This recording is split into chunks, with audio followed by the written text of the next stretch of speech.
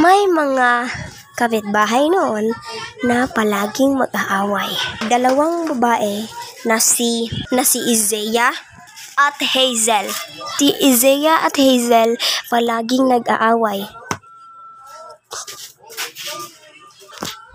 Kahit wala naman silang kasalanan sa isa't isa, nag-aaway pa rin silang dalawa.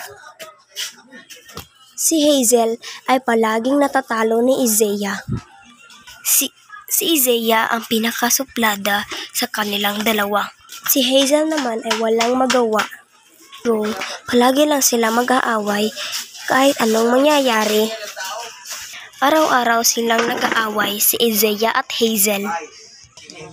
Palagi silang nagpa-prank sa isa't isa kahit anumang mangyari.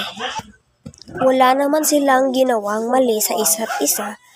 Gusto talaga nilang mag-aaway sila. So, away sila ng away. Palagi silang mag-aaway. Walang katapusan ng away. Or, may katapusan ba? Away. Palagi na lang sila mag-aaway. Hanggat sa isang araw, sila ay ewan